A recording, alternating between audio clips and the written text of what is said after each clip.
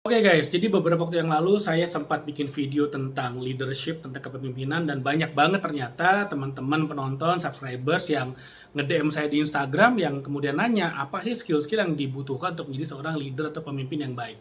Oke, jadi kita harus paham dulu ya, ke depan ini adalah era kolaborasi. Kita sebagai seorang pengusaha atau sebagai seorang entrepreneur itu harus banyak berkolaborasi dengan stakeholder-stakeholder dan berpartner dengan orang-orang yang sebetulnya memiliki skill lebih baik daripada kita. Makanya kita berkolaborasi dengan mereka.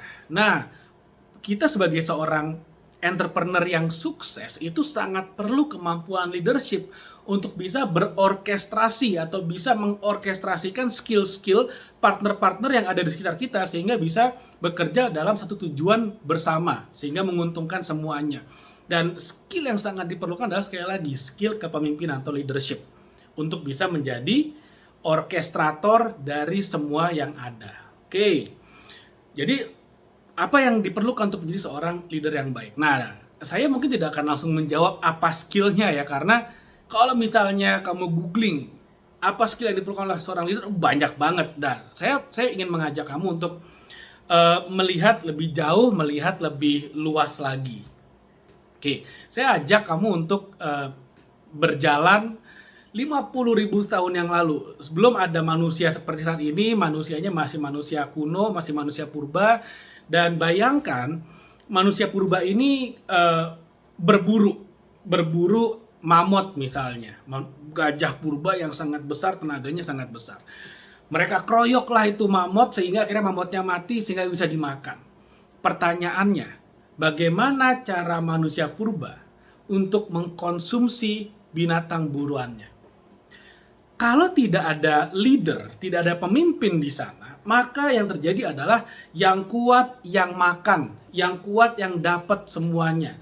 Kalau misalnya kamu termasuk orang yang hidup di 50.000 tahun yang lalu dan punya otot kuat besar, ya udah kamu bisa menguasai semua hewan buruan dan teman-temanmu yang berburu bareng-bareng, tapi kemudian mereka termasuk yang kecil, yang kurus, termasuk yang artistik gitu ya, yang yang ototnya tidak sebesar ototmu, mereka tidak akan bisa bersaing.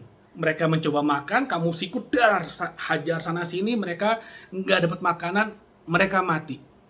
Itu buruk banget untuk keberlangsungan hidup dari seorang manusia. Kenapa? Karena kita hidup di program dari ujung rambut hingga ujung kaki adalah untuk mempertahankan keturunan. Makanya akhirnya dibuatlah sebuah sistem. Sistemnya seperti apa? Sistem yang memastikan bahwa semua harus bisa mendapatkan jatahnya. Tapi tentu saja harus ada urutannya, siapa yang duluan, siapa yang kedua, siapa yang ketiga, siapa yang keempat, dan seterusnya. Makanya ada yang namanya leaders di sana, ada yang namanya pemimpin.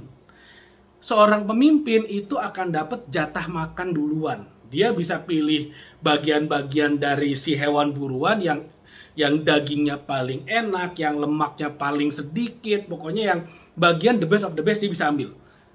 Tapi dengan sistem seperti ini memastikan orang yang level kedua, ketiga, dan keempat dan seterusnya dia juga akan dapat makanan. Sehingga keberlangsungan hidup dari spesies manusia itu bisa berlangsung terus-menerus. Nah, sekarang kamu akan berpikir, enak banget ya jadi leader ya, jadi pemimpin ya, dapatnya the best of the best of the best partnya terus. Tapi kita harus paham, tidak ada yang namanya free lunch, tidak ada yang namanya makan siang yang gratis. Semua yang kamu dapat pasti ada harganya. Seorang leader itu juga harus bayar harganya. Apa harga yang harus dibayar oleh seorang leader? Dia harus bisa pastikan bahwa orang-orang yang ada di dalamnya, semua anggota yang dipimpin olehnya itu bisa berkembang.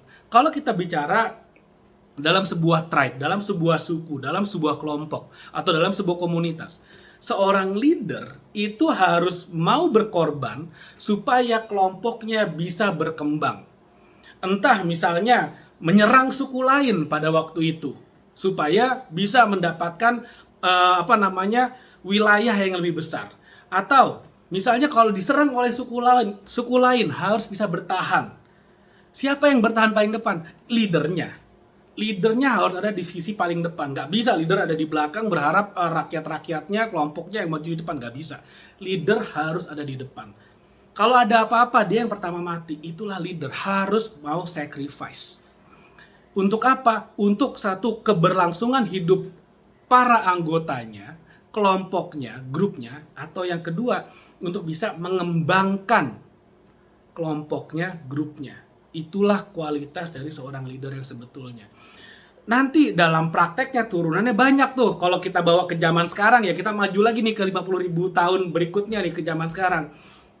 Udah nggak ada yang namanya kita harus perang untuk mendapatkan makanan. Sekarang mungkin hampir nggak ada. Tapi kualitas-kualitas itu tetap harus dimiliki oleh seorang leader. Turunannya banyak banget. Harus memiliki kemampuan komunikasi yang baik, harus memiliki kemampuan mendengarkan yang baik, dan banyak sekali harus punya visi dan misi dan segala macamnya. Turunannya banyak, tapi leadership dari zaman purba sampai sekarang, bahkan sampai 50.000 tahun dari sekarang, plus minus akan sama. Yang didapatkan oleh leader ya sama juga. Leader akan selalu mendapatkan opportunity yang lebih baik, yang lebih banyak daripada bawahan-bawahannya.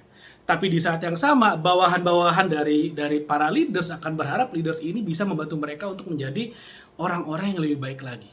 Itulah kualitas dari seorang leader kalau kita bicara secara garis besarnya. Mudah-mudahan menjawab pertanyaan para teman-teman netizen yang udah bertanya ke Instagram pribadi saya @gdbp. Kalau misalnya kamu punya pendapat yang berbeda, ingin memperkaya atau ingin mengkritik atau punya komentar lain, silakan tulis di komen atau DM saya di @gdbp. Kita bisa ngobrol di sana.